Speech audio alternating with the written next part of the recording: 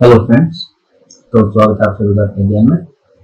आज cloud computing में मैं आपको क्लाउड कंप्यूटिंग आर्किटेक्चर के बारे में बताऊंगा। तो स्टार्ट करते क्लाउड कंप्यूटिंग आर्किटेक्चर चैप्टर।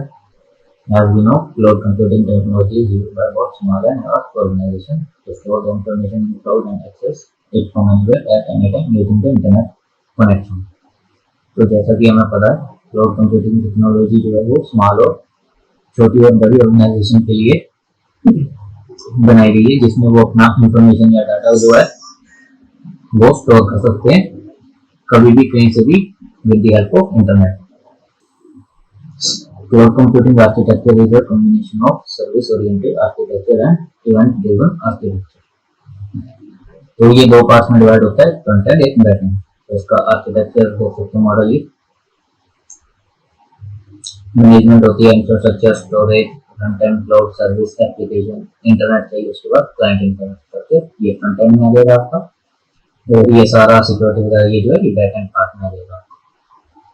तो इसको भी समझते हैं, फ्रंट एंड और बैक एंड को भी। ये आप डायग्राम देख सकते हो। तो फ्रंट एंड आ जाते हैं पहले। The front end is used by client. तो फ्रंट एंड जो है वो क्लाइंट जो है उसको वो यूज करेगा। It contains client side interfaces and application that are required to access the cloud computing platform। The front end include web servers जैसे Chrome, Firefox, Internet Explorer वगैरह हो गए। उसके बाद आ जाते हैं बैकएंड में। Backend is used by service provider, जो आपको सर्विस प्रोवाइड कर रहा है वो इसमें बैकएंड है। It manages all the resources that are required to provide cloud computing services। Manage करता है सारे रिक्वायर्ड रिसोर्सेज को जो क्लाउड कंप्यूटिंग में एसेंशियल मतलब रिक्वायर्ड है।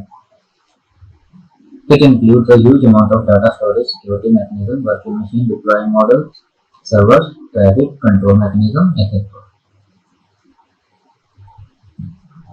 तो ये था हमारे पास क्लाउड कंप्यूटिंग आर्किटेक्चर।